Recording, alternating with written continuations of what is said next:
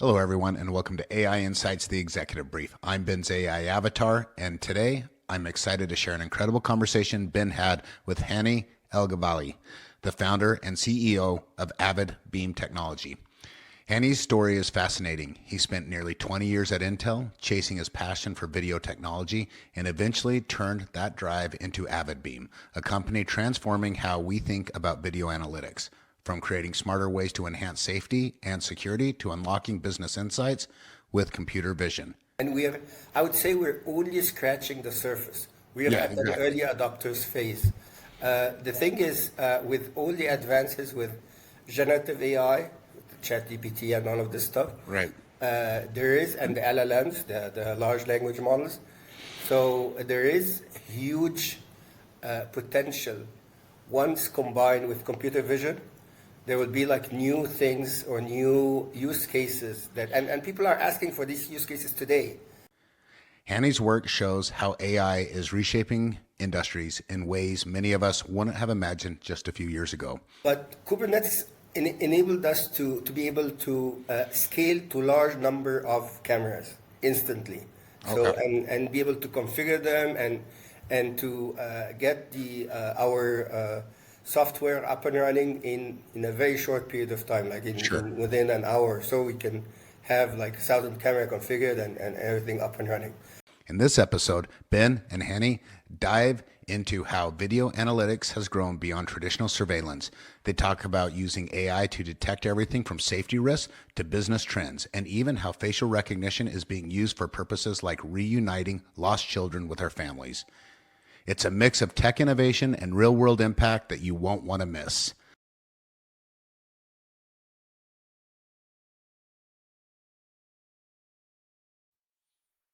Hello, everyone. Welcome to AI Insights Executive Brief. I am here with Hani Elgwali. He is the founder and CEO of Avid Beam Technology. Super excited to jump into more what Avid Beam is and have that discussion. But Hani, why don't you go ahead and introduce yourself first, a more formal and I guess detailed introduction? Thank you very much for this introduction. Yeah, my name is Hani Elgebali. I'm the founder and CEO of Avid Beam Technologies. Before Avid Beam, I used to work for Intel for about 19 years. And then I started Avid Beam back in 2014 with the passion about video analytics. So we had video analytics in mind. We wanted to build computer vision models and systems, primarily for physical security, business intelligence, and safety, and of course operational also. So as we started, we found out that it's almost impossible to chase all the models in the world, all the video analytics models in the world. So we thought about building a platform that would be like a video processing platform, and at the same time provide the robustness that large scale. We envision that eventually video surveillance is going to grow, and the people will be using large number of cameras, thousands, if not 10,000. Now we're hearing about millions of cameras that are being deployed.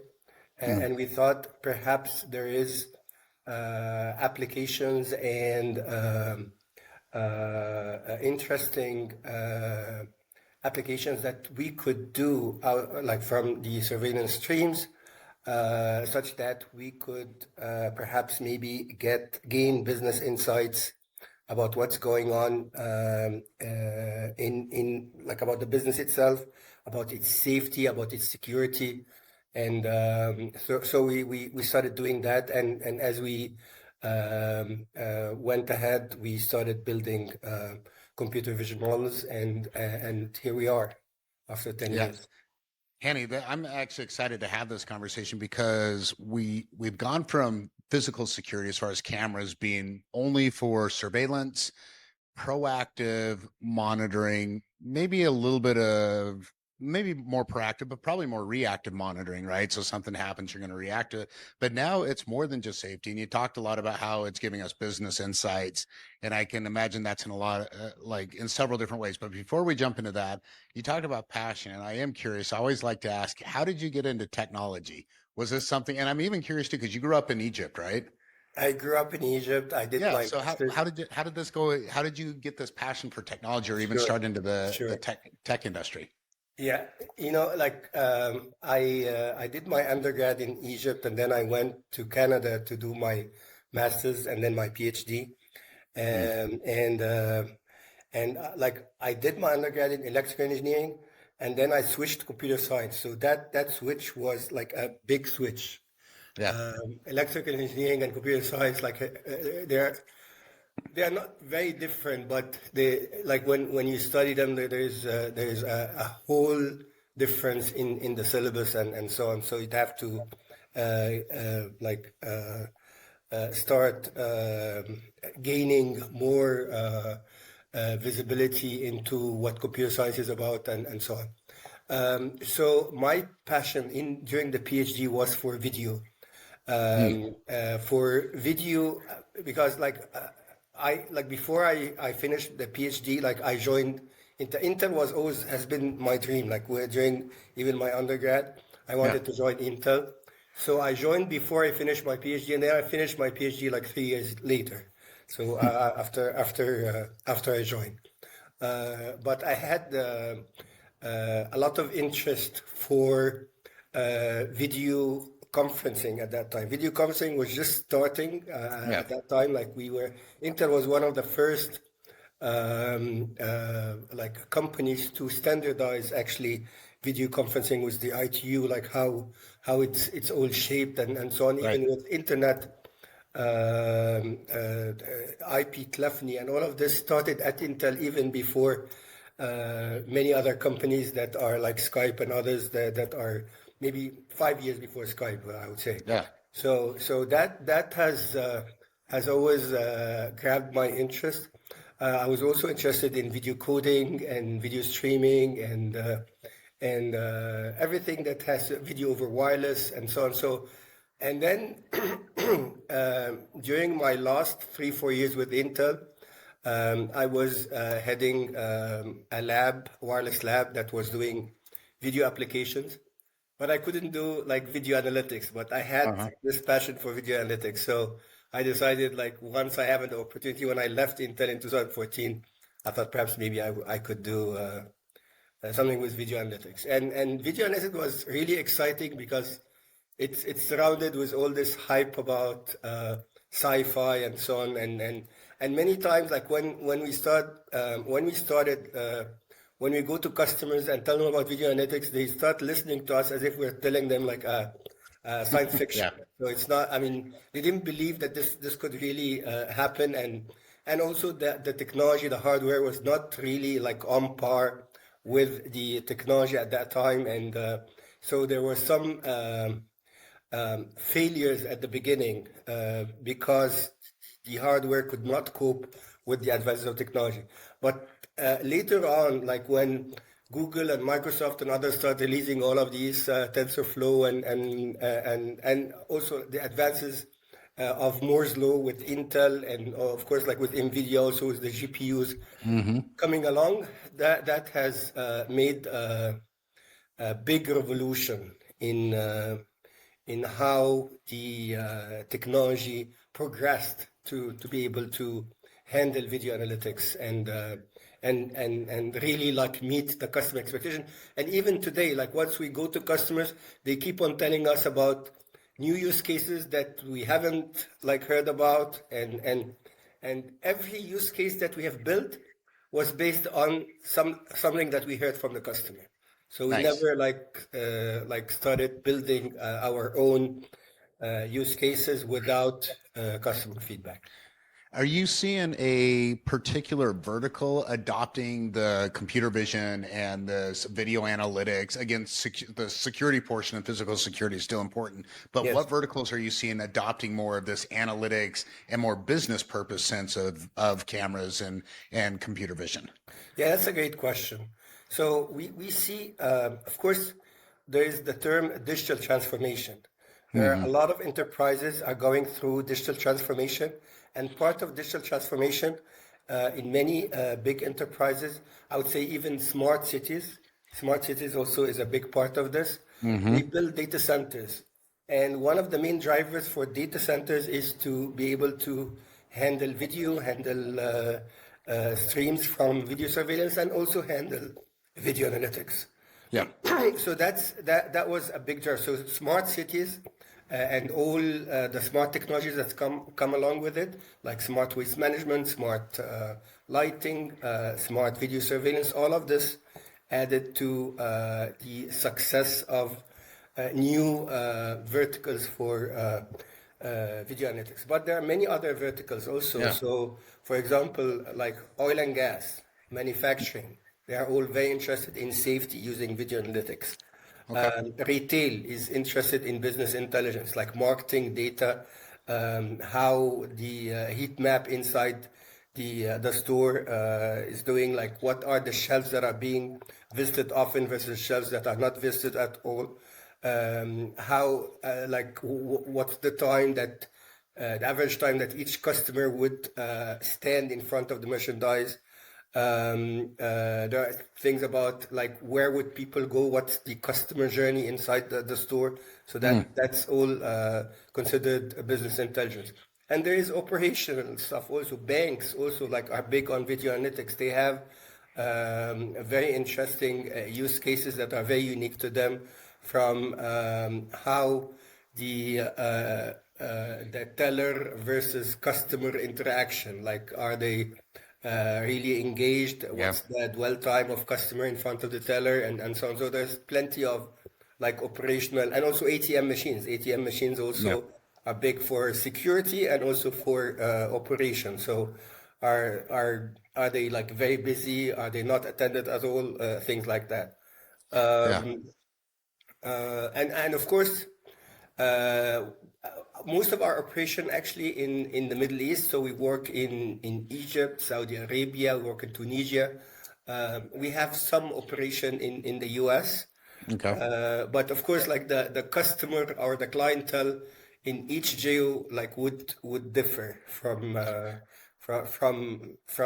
demand perspective, and from the Sure. requirements, and what you see in tenders, and so on. Do you see regulation differentiation as well per region as well, like working in a broader geographic and that kind of domain? Do you see big regulation differences in this or not so Yes, much? yes, of course. Some people are, yes, definitely regulations Hmm. matter a lot. In Europe, for example, some people are have big concerns about surveillance. Yep. Others perhaps maybe find surveillance as a good tool for better security and enhancing the safety of the individuals. So, for example, one of the, I wouldn't say controversial, but semi-controversial technology is facial recognition. Some people see that it's invasion of privacy, but we have used facial recognition for discovering lost kids and Yeah. lost elder people who have diseases like Alzheimer and so on. So we use this technology to be able to scan all the orphanages and find people and find the kids and like pair them with their parents. So that was like a very good application of facial recognition, and there Yeah. are many others. So for attendance, and for it's used for getting as like a way to get people into their workplace. We use it a lot on on our like phones and so on. So yeah, Yeah. it's you can find like both like parties Right. and but at the same time, this is it's like there is definitely good benefits out of it. Yeah, for sure. I mean, again, like pushing beyond the typical way we see security. I love that. And going into ways that we're increasing productivity. And even with facial recognition, there is an aspect that isn't an invasion of privacy that can be applicable and used in business. So I really like that. Now, you talked about your passion and excitement of working at Intel, kind of your dream. Like you really had like targeted Intel early on in your career. Then you go over to Avid Beam and you create Avid Beam. Now let's talk. I want to know a little bit more about Avid Beam technologies and what you're doing there. Are you covering the hardware? Are you creating the hardware, or you're partnering with hardware vendors? You mentioned that you also help stand up data centers that are very friendly to video like surveillance and videos. So what aspects of the technology and what aspects are you dealing with directly or indirectly over at Avid Beam? We're a software company. So we Okay. start by building AI models. Then we convert these AI models into code, C++ code. Hmm. And then we put the code into our platform that we built that's based on Kubernetes.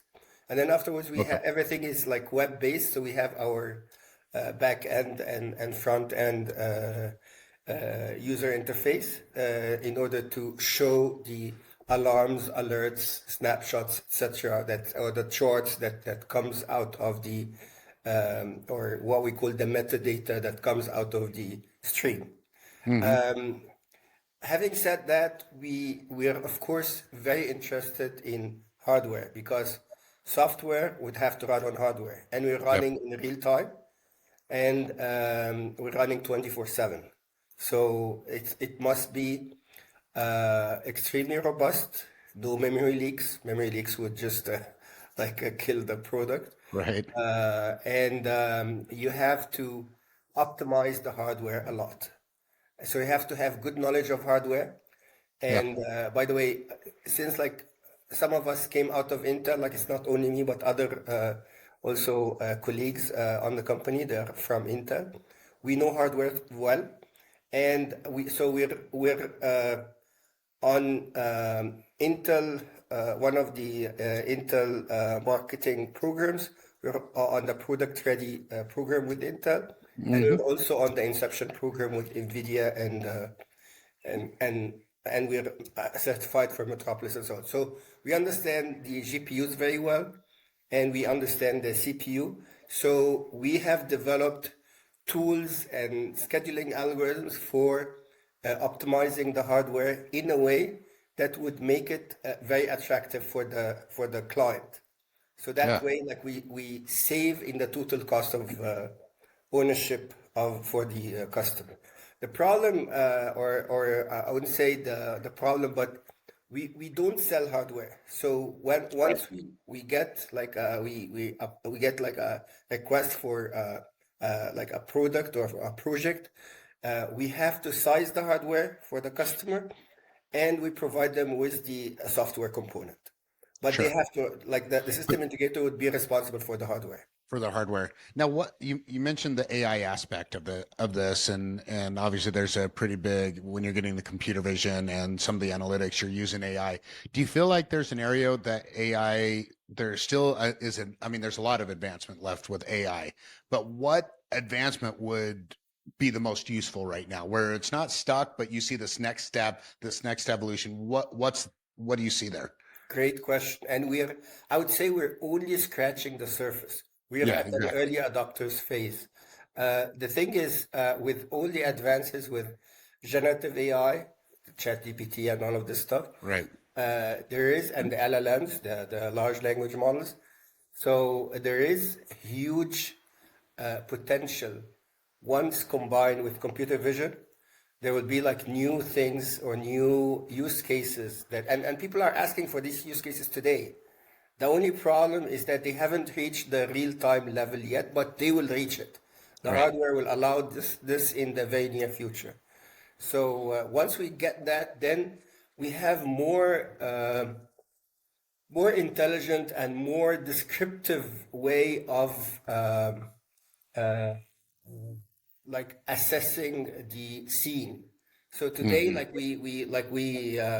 we do like a model for a particular object or a particular set of objects, and that's it. But with LLM, then you have the sky's the limit on how many objects you can Yeah. identify, and how natural and intelligent the flow of video analytics could be. And this is something that we're researching. We're doing a lot of investigation and research in this area, and we're seeing very good results. I mean, for example, there is this use case that is being requested quite a bit these days, the visual pollution.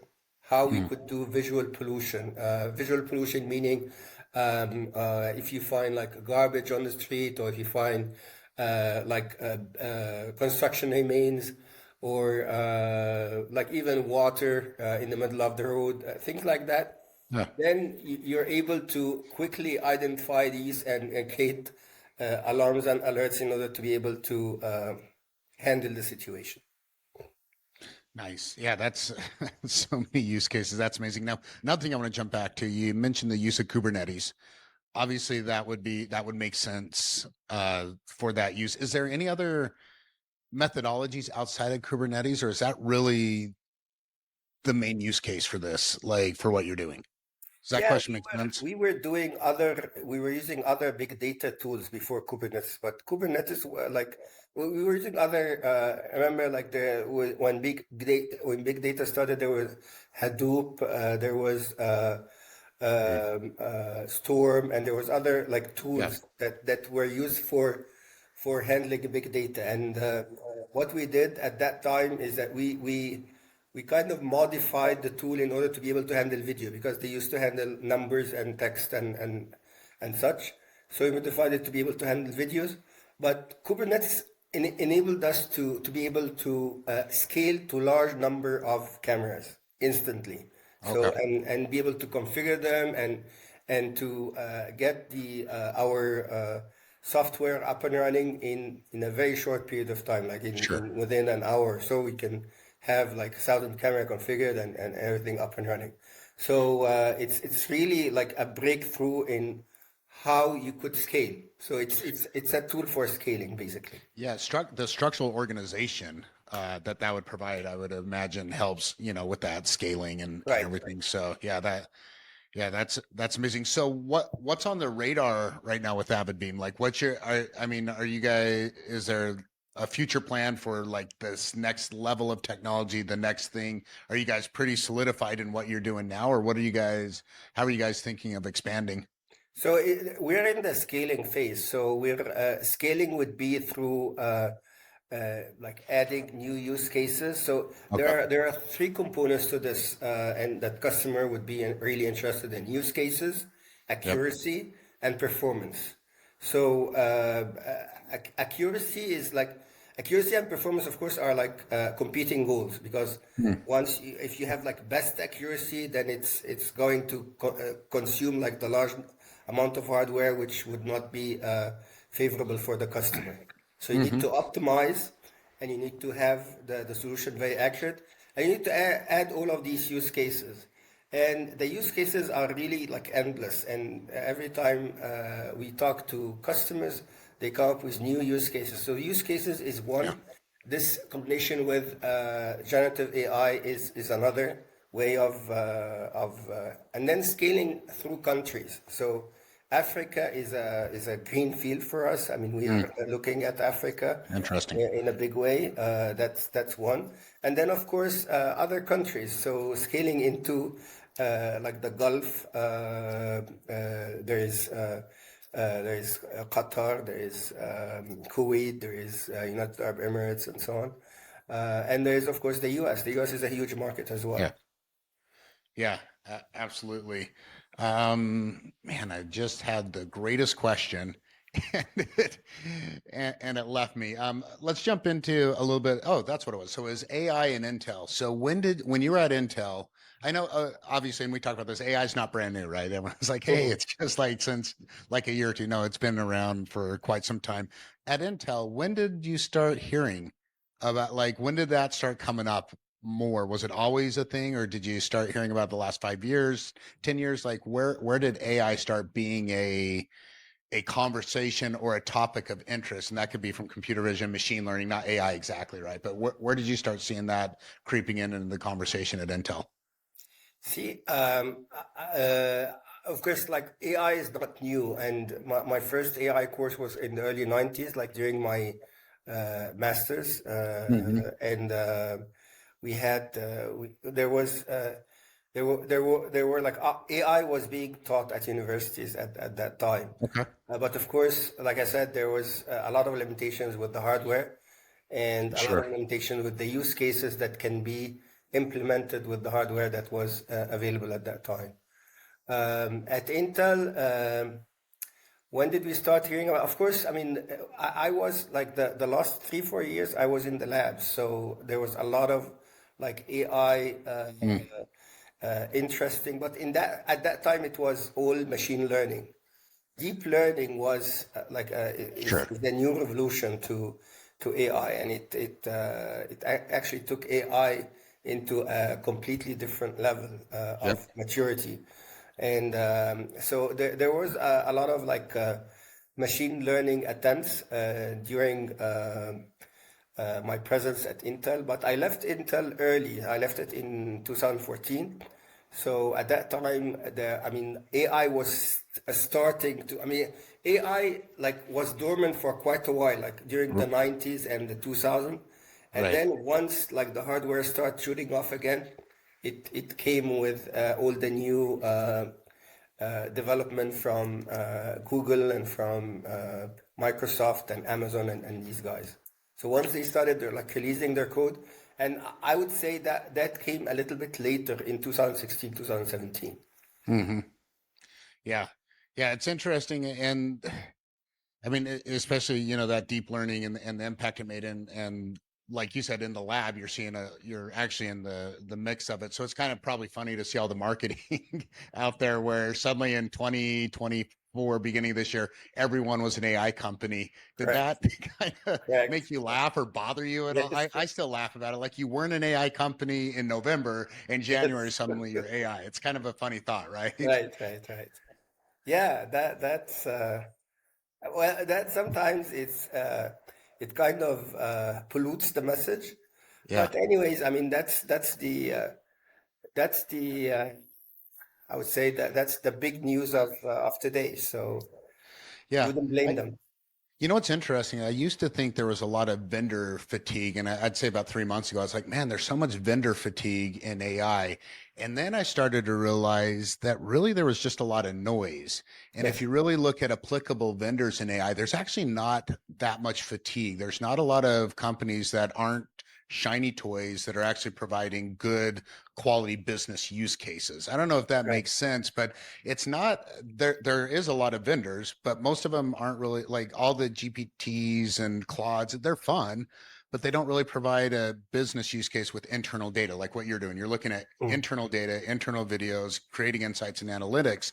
There's actually not a lot of companies out there that are doing that, but there's a lot of shiny toys mm. that aren't really applicable at all to business. So yeah, are you seeing kind of that? You see that same thing? The thing is that I think even the data that we are generating, there is plenty of opportunities and potential for analyzing this data further to generate like more insights and more data Mm-mm. science out of it. And I guess we haven't reached this level yet because we're still just scratching the surface. We're just creating the alarms, creating the alerts, showing the events that the customer is interested in. But Yeah. all of this data still have to be like taken and analyzed, and I see this happening like in the next few years.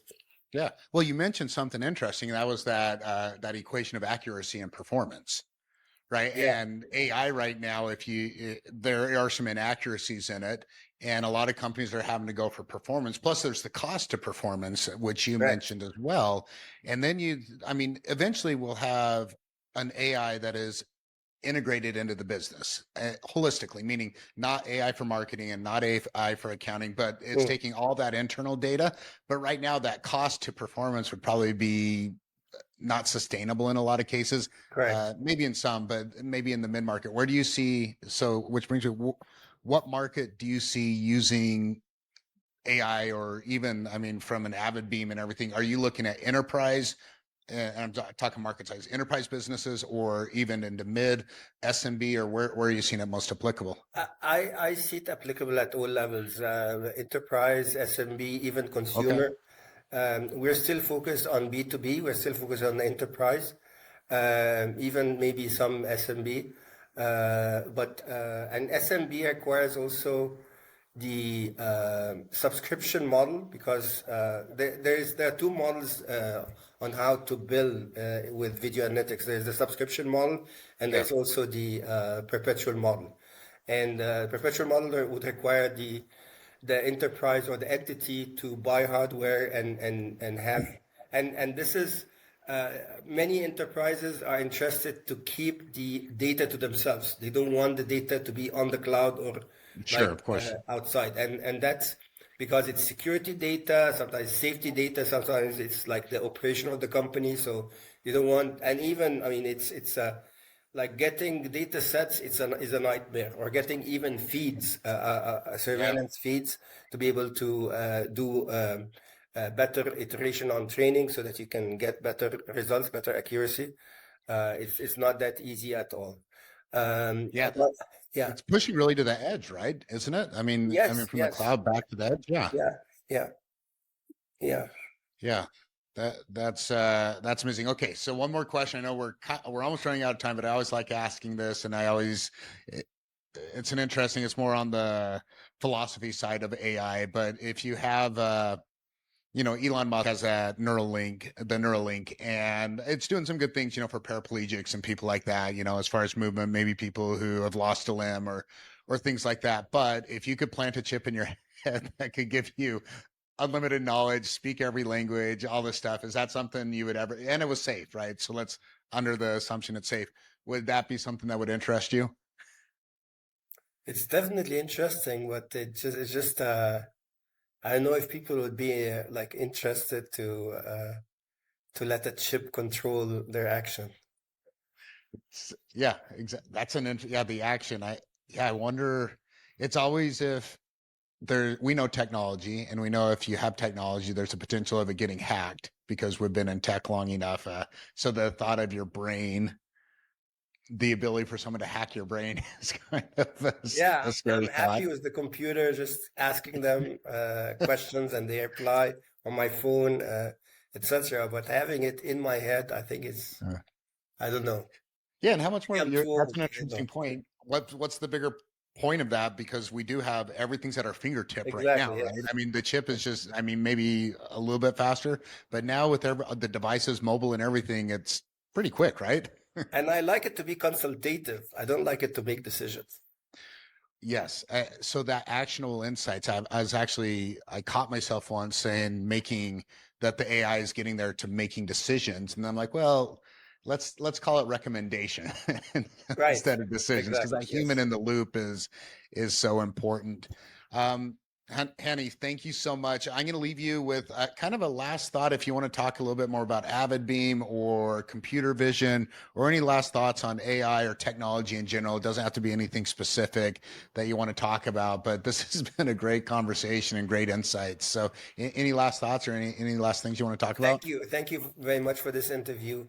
Yeah, I mean, we have very interesting use cases from like with computer vision, from crowd management to fire control. And what's really interesting is this action recognition. So recognizing actions just such as running. People like in public transportation, figuring out like theft detection, Yeah. fighting, detecting things like slip and fall. That if people are sick or they have like a heart attack or something like that, then we could detect that and create alerts and alarms. So there are plenty of applications that can impact the operation, the health of the individual, the safety of the individual, and of course the security as well. Yeah, amazing insights, and definitely Avid Beam is doing something. I think pretty fantastic, and it's something that's needed in the market. Looking forward to seeing how you guys grow. So thanks again for jumping on with me, and yeah, I look forward to collaborating with you more. Thank you. Thank you. Thank you very much. Thank you, Ben.